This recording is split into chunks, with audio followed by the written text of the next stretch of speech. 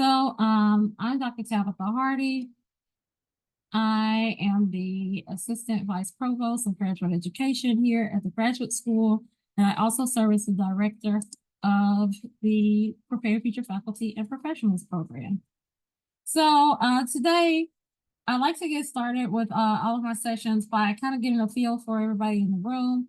And if you could, in the chat, just first of all, share with me how you are feeling today. How are you doing? So drop your favorite emoji and let me know how you're feeling today. Feeling good, sleepy, whatever it is. I see some thumbs up happening. Someone says they're doing okay. That's great. See some smiley faces. Awesome. Love it. Some peace fingers. One is a little sleepy. I understand. I get it. Oh, somebody's checking things out. I love it. Love it. Well, hopefully this will wake you up and give you something to get excited about. This very free, very open opportunity to take control of your own professional development and to learn a bit more about our PFFP program, which is a great opportunity for you. And I think it's also one of the most underutilized opportunities or programs that we have with the graduate school. So I certainly hope that you guys take advantage of it. So I'm going to share my screen and hope that I'm sharing the right screen. But if I'm sharing the wrong screen, somebody please let me know. Also, I am a fan of the chat. So definitely drop your questions there or just unmute if you have questions or want me to slow down or pause, okay? I am happy to do any of that.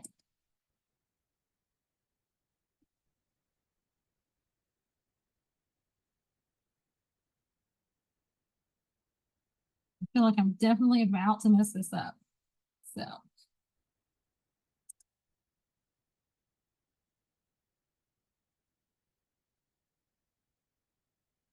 Okay. Are you guys seeing my front slide now? Yay. Okay. Look at that. That's an accomplishment, y'all. Okay. So thanks again for joining us. And so I'm going to chat a little bit about our Preparing Future Faculty and Professionals program. I'm so glad to have you guys join me today. And that's already a win because you've heard about the program, or at least you want to know more about the program. So what is PFFP? Again, that acronym stands for Preparing Future Faculty and Professionals. And it started out as PFF, which started in 1993 by the Council of Graduate Schools and the American Association for Colleges and Universities. So what they found was that there was a mismatch between doctoral education, what we were actually teaching, and what employees actually wanted and what they wanted out of new faculty. So PFF was modeled as an alternative for faculty preparation.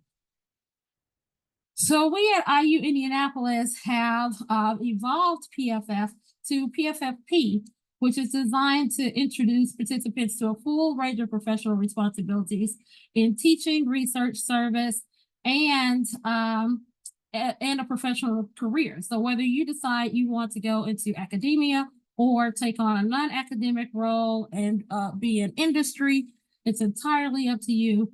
And PFFP is here to help you explore those opportunities and help you decide which may be best for you. So PFFP at IUPUI began in the 2012-2013 academic year with the goal of partnering with departments, industry, and community department partners to assist participants in exploring and thinking about whatever your next step is. So not only the academic side of things, but also non-academic positions. So what we do is we offer events and workshops that are focused on teaching, research, service, which are the three main things that if you are a faculty member, you would go up on teaching, research, and service. And also organizational and business and professional development, which honestly, just about every workshop we have will fall under one of those categories. So even for attending today, you'll receive credit for attending our orientation, which will help you get one step closer to becoming a PFFP Scholar. So you are already attending the orientation, and the capstone project I'll talk a little bit more about in future slides. But with the capstone project, it's really a reflective essay where you talk about some of the things that you've done during your time as a PFFP Scholar, and how that has helped shape your thoughts about what your next step might be. All right. So I'm going to give a brief program overview. It's free to apply and to participate. And you this year, we used to require folks to have a letter of recommendation from a faculty member. We are not requiring that this year. So if you want to apply, simply apply. We review the application, and then you will be admitted as a PFFP Program Scholar. We're going to add you to our Canvas site. And on the Canvas site, you're going to be able to have our documentation card, which I'll show you in a few minutes, to document your attendance and participation in not only PFFP workshops, but other workshops that maybe your department is doing, or perhaps your school is doing, or something that you are able to attend on your own. So once you complete those program requirements and the capstone essay, you'll upload the essay and documentation card in Canvas, and then you can earn our program certificate and a badge that you can add to your LinkedIn profile.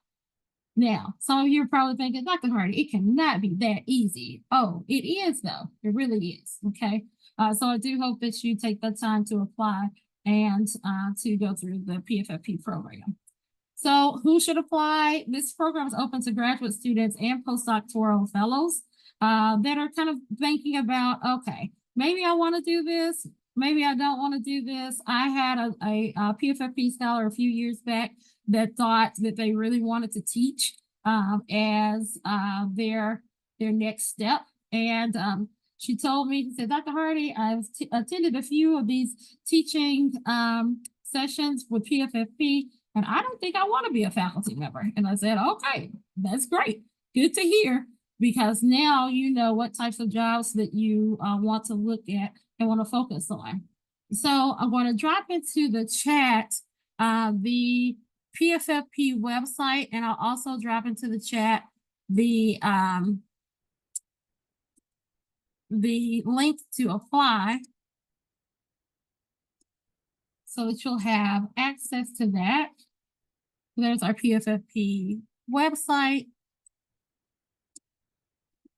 And it only takes a quick minute or two to go through the application also, okay? And I may show you that towards the end. So with the application, it asks for your demographic info, your degree and career info. If you're interested in being a part of our Graduate Mentoring Center program, and we are developing right now some peer mentoring programs also. But if you're interested, say yes. If you're not interested, say no, Dr. Hardy, that's too much. And then upload your CV or your resume for the application. I will say that I've never denied someone's application. So the most that I've done is said, hey, I need you to go back and share this or update your resume or CV. And in the past, when we have required letters of recommendation, I may ask someone to have their recommender update that information or specifically say that it is for the PFFP program. But other than that, I've never said to somebody, no, you can't be a part of the PFFP program. So it's truly open to everyone. So once you are admitted, we'll email you and say, hey, we're excited. You're going to do the PFFP program. We'll add you to that Canvas course where announcements will be made, but also there are a lot of great resources on the Canvas page also that you can take a look at and take advantage of. All right, so what do we have to do in order to finish this PFFP program? So here are the program requirements. There are 2 different tracks for PFFP. So the first thing you're going to do is apply. You're going to get accepted. You are already attending the orientation, so you already have 1 credit. What? Yes, it's that easy. Okay, and so at this point, you can either decide, yes, I'm PFF track. I think I might want to be faculty, or I am a PFP track, which means I don't want to necessarily be faculty. I want to seek out non-academic roles. Or you can also select, I'm not sure yet. And I'm not sure yet is perfectly fine also. So with the PFF track, where you're thinking about a faculty role, you'll do workshops and choose workshops in research service or professional, and they will be up to 5 credits, and then you'll need 6 credits that are teaching credits. Okay, so 6 teaching and 5 research and service. And then with the PFP track, you'll have 6 research and 5 teaching credits. So on one with PFF, you'll have more teaching credits than research, and on PFP, you'll have more research credits than teaching. And then at the end, you will do a capstone essay. Okay, so is that pretty clear? With PFF, 1 more teaching, and then with PFP, 1 more research. And these are physical hours that we're talking about. So not, I got to take a 3-hour credit course, but if I go to a workshop that lasts for an hour, that counts as 1 hour towards my PFFP credits. Okay, so that's why right now, just by attending this orientation, you're going to get 1 hour orientation unit. You're already done with it. Okay, so you're probably thinking, oh, I don't have time to be looking for no programs and workshops to attend for this PFFP program. It's okay. You don't have to. We have already done that for you. And we already have a list of workshops that you can choose to attend with our PFFP program plan. And so I always tell students that this is an extremely flexible program. I've seen students that have completed the program in a semester, and I've seen them take their time and do it over 2 or 3 different semesters. It is entirely up to you. And so with the PFFP program plan, what we ask that you do is that you document what you are attending. So what you can see on the right-hand side is this person wrote into their documentation card, which is going to be on that Canvas page. That's a blank document that you can fill in. It's going to, they put in virtual teaching and learning. So they went to this workshop. It was from 4 to 5. It was a teaching one. And then they also put in the name of the facilitator there. Okay. And so they continued to do that until they got all of the teaching credit that they needed and all of the research credit that they needed, and submitted their documentation card for approval. Okay. So you will document your attendance and participation using a PFFP documentation card. If it's something that is virtual, you can certainly just write in the name of the person. And what I ask for the virtual attendees is that you take a screenshot of the workshop that you are attending. So not the front page and not the not the title page, right? But something that is within that session that you are virtually attending. Okay. And it is very much an honor system. So if you're telling me that you have done this, I believe in you. Okay. If it is an in-person event, you can go up to the facilitator before or even after the workshop and ask them to sign your documentation card. They're very familiar with the program, and they will sign your card.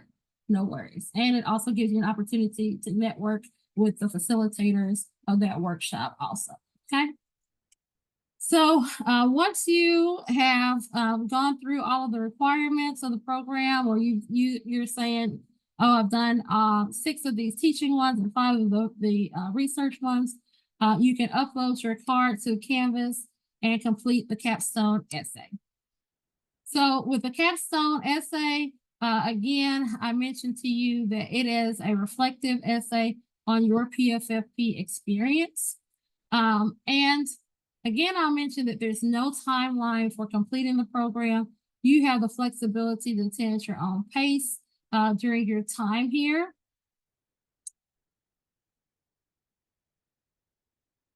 So I have a question that is in the chat that says, OIA informed us that no school could pay us for teaching. Okay.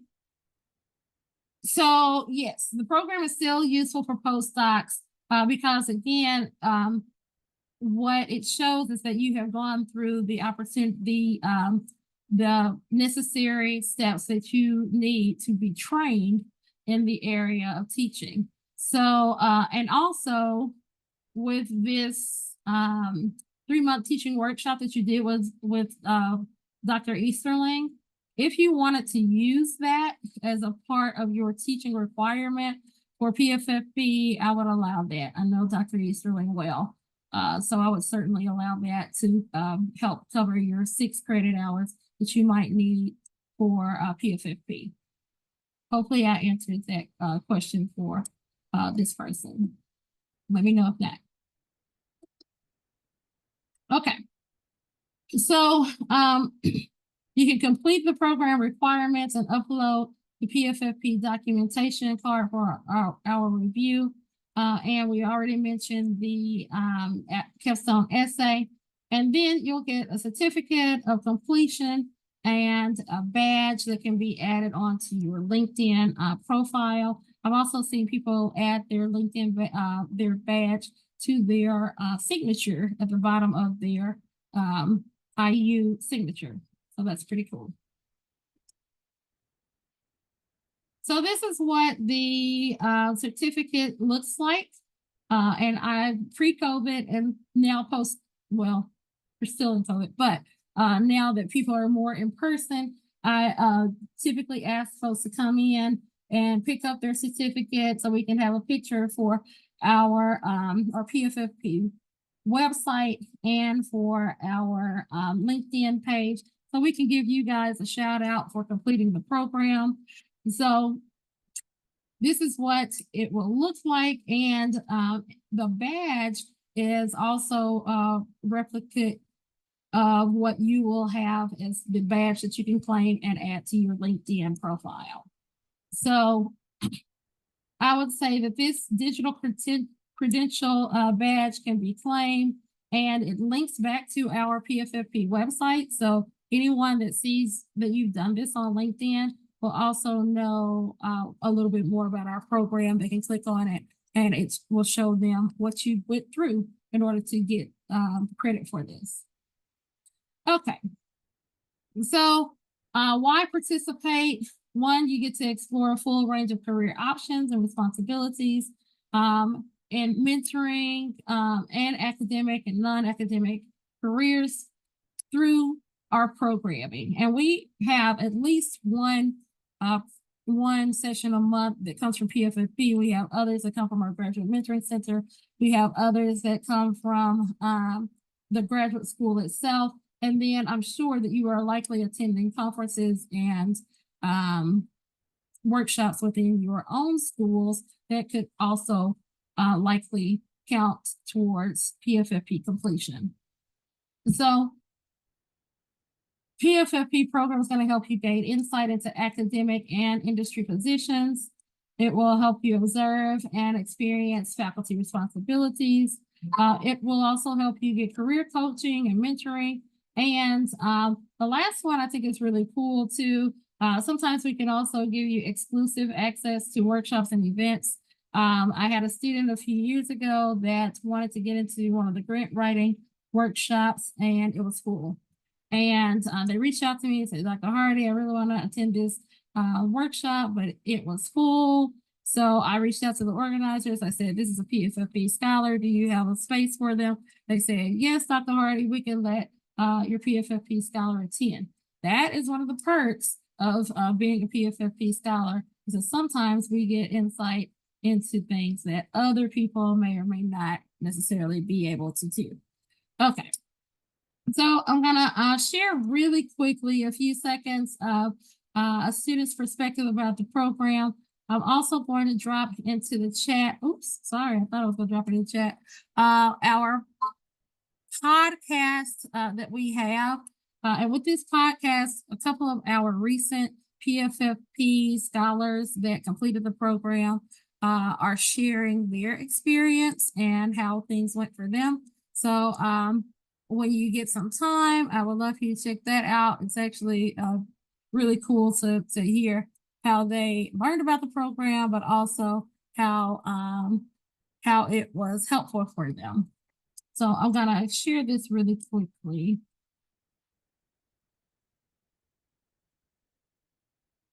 So the program is very helpful in opening your eyes. Oh.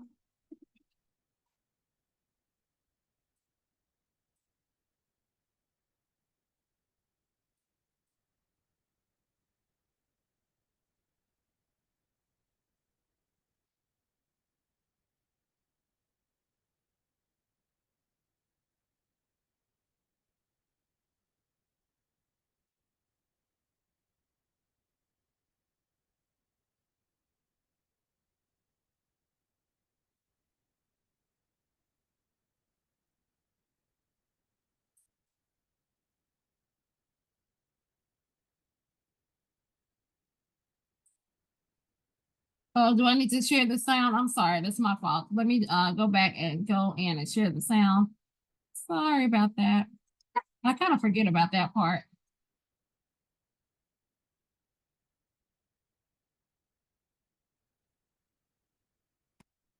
Okay. Thanks for letting me know, y'all. Valuable in pursuing.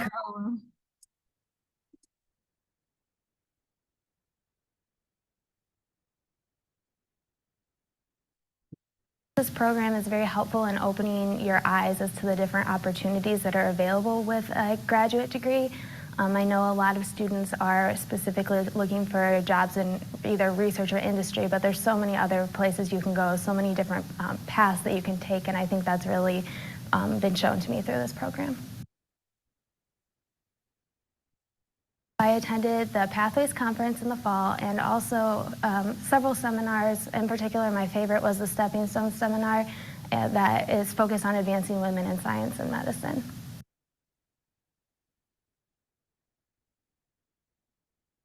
There are so many different seminars or workshops that help you develop your professional skills, and I think that it's very valuable in pursuing careers outside of what would be considered the norm for this institution. So I think it just is helpful in allowing you to see different opportunities and to get to where you want to go after graduation. Upon graduation, I'd like to pursue a postdoctoral fellowship that has a focus on teaching as well as research, and then hopefully attain a faculty position at a small liberal arts institution teaching undergraduates. All right. A quick shout out to our students for helping us out and letting us know a little bit more about their experience. We love that, and we love to hear it. Okay. I'm also going to share our podcast in the chat real quick, so you can take a look at that when you get some time. Okay. So some benefits for PFFP participants. I've mentioned the exclusive access to workshops and events. Also some increased networking opportunities and collaboration. And it helps you build your skill set in that area. Access to professional networks, gaining insight into the expectations of your field of interest, professional development opportunities outside of your area, opportunities to expand your mentoring team, because a lot of these folks that are facilitating events can serve as mentors, gaining the skills that employers look for in applicants. And then, of course, the program is very flexible as far as participation is concerned. You can do it at your own pace. So I want to share a few quotes from the capstone essays. Again, those are reflective essays. And I will share what Don stated. Don said, my participation in the PFFP program provided me additional insight and context in which to make my decision to pursue a faculty position in STEM higher education. And Don is actually now at Penn State as a faculty member, which is really pretty cool. Carmen said that my approach to my interaction with students through mentorship has become more meaningful and empowering. To the organizers of PFFP program, I'm grateful for the program to serve as a gap filler to transition from academic training to a professional career. And Carmen did this program as a postdoctoral scholar. So before I talk a little bit more about some of the programming that we do, I do want to show you guys our PFFP website and also share with you all a little bit about our PFFP program and where to find things. But since we're already on this slide, this is an upcoming PFFP conference that was mentioned in the video. Our PFFP conference has seminars on teaching, research, and service. And also we'll do our famous alumni panel. And also it will have networking opportunities. I think there's also a session that's going to be on leveraging LinkedIn this year. And so we also, during this time, host our 3-minute thesis competition. Is anyone familiar with the 3-minute thesis competition? Great. I saw a head shake, but if you are not familiar with it, the 3-minute thesis will allow folks to have 3 minutes and 1 slide to talk about their research. And it's really cool. Our last year's winner walked away with a lot of money. These two are our winners. This is our winner for our 3-minute pitch, which is for masters and master's students. And then also our PhD student who won a 3-minute thesis.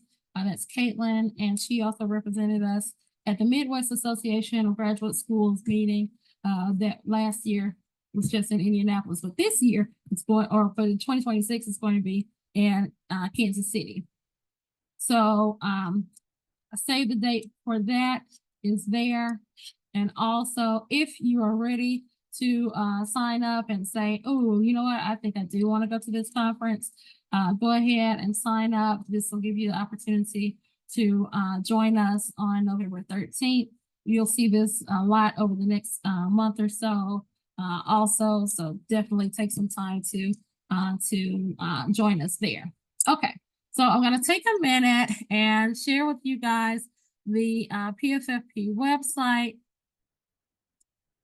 I don't think I'm going to share the Canvas page, but I'll also share with you the application.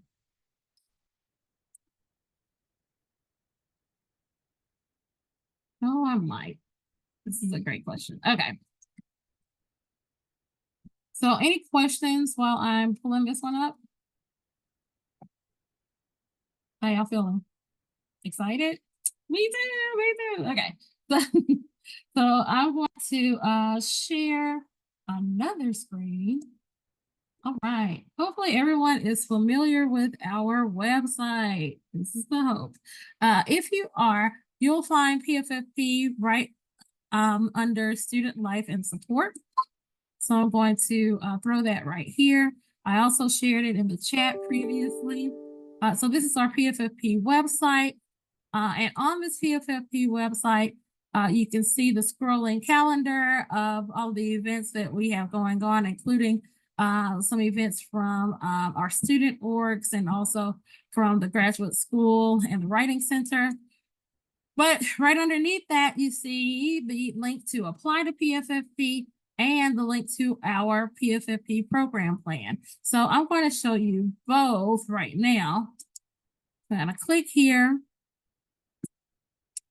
And here we've got our PFFP application. It asks you for your name, email address, all things that you know, right?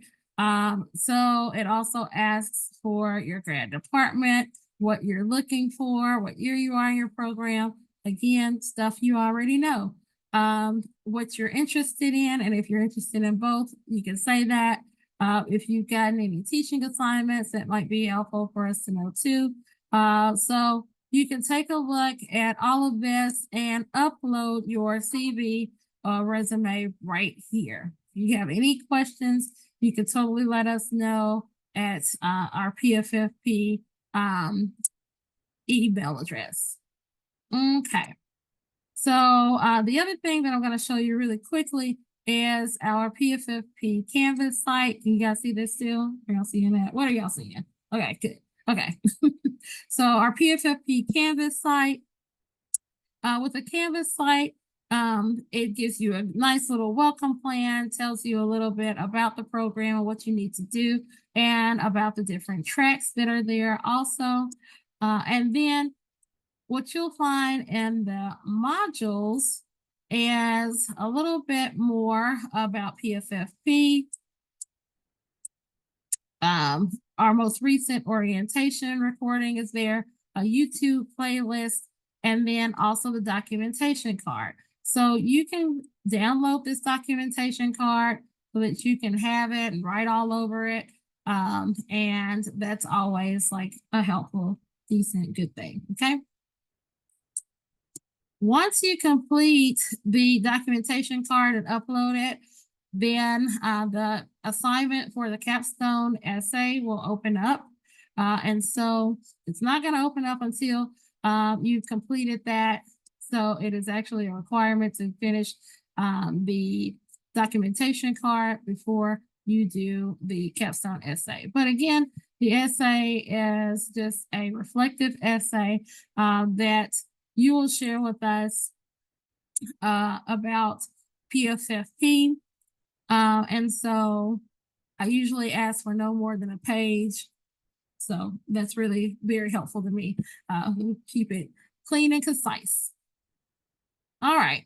And so once that happens, then you get access to the badge, and we ask you to come in to collect your certificate. It's really cool. Okay, so the other thing that I want to show you guys from our website, I think, is our website? Let's see. I lost the website. I'll come back to it.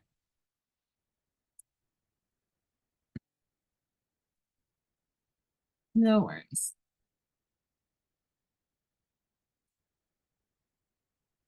Is our program plan. So I'm going to click on the program plan to show you guys that my graduate assistant, Sham, has done an amazing job of working on the program plan. And so these are already events that we've collected and that we have added to the program plan. And so what you're able to do is you can actually go into the program plan. You can select by date and sort the dates. You can sort any of these categories. If you're looking specifically for teaching competencies, you can filter and sort for teaching. If you're looking just for research, you can sort for that.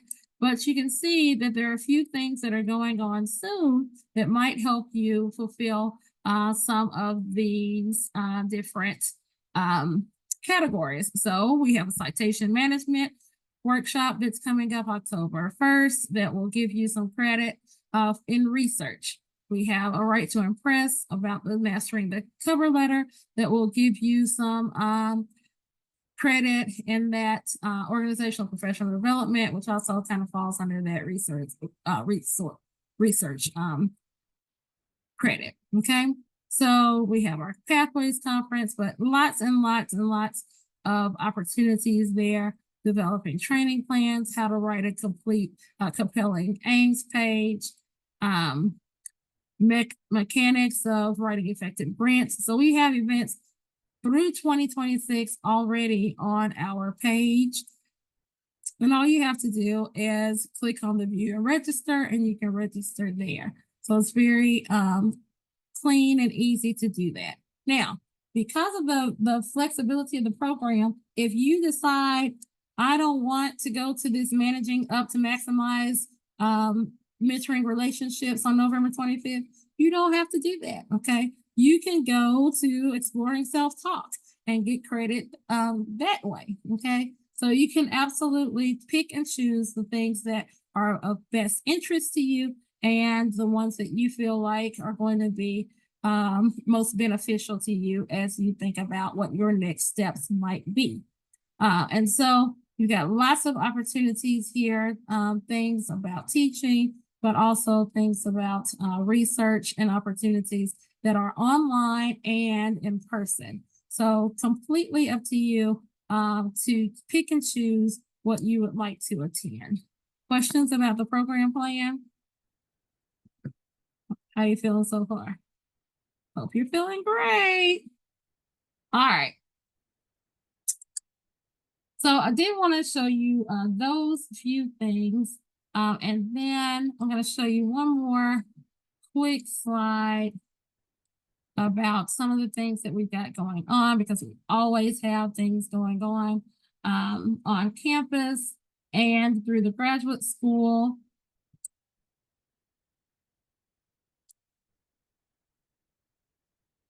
Oh, I think I messed that up.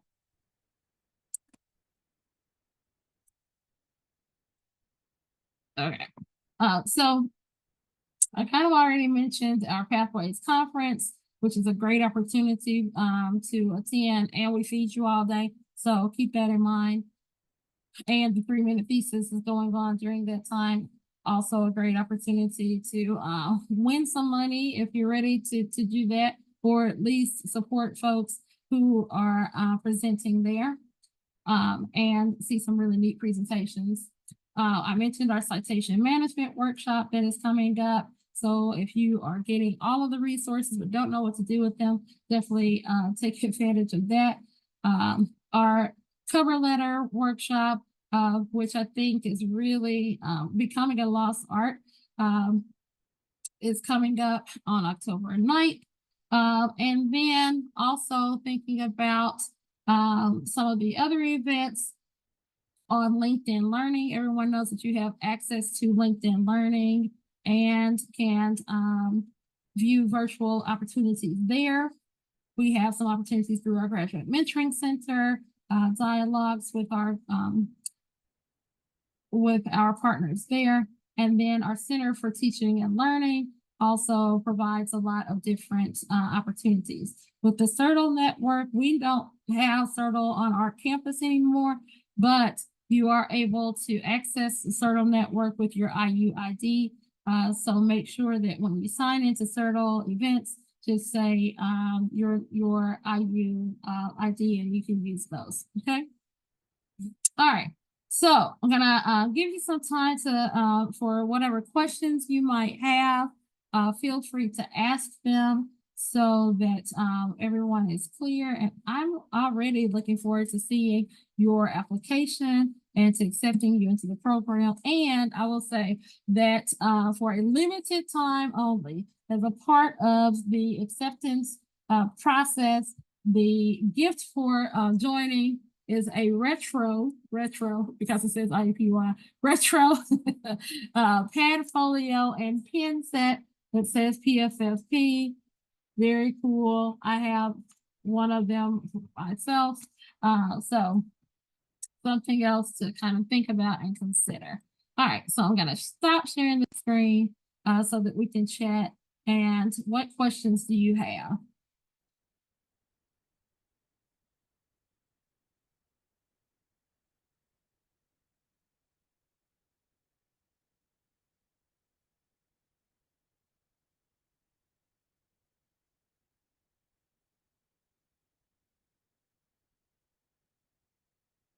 So I'm expecting to see applications. Oh, do we need to take a screenshot to report that we're here today? No, because I have access to the registration info and to who attended on Zoom, so I can just download that. You don't have to take a screenshot for me. No problem. Anything else? But for all your other virtual events, yes, please take that screenshot. Other questions? If you do think of other questions, please email us at our PFFP email, which is really easy, pffp@iu.edu. Absolutely reach out. I don't answer them, but Sean, my graduate assistant, will answer them. If he can't answer them, he will send them to me to answer. So if you have questions, you think of things, please do that. And otherwise, I look forward to receiving your application soon and to having you participate in the PFFP program. Thanks, everybody. Have a good day, y'all.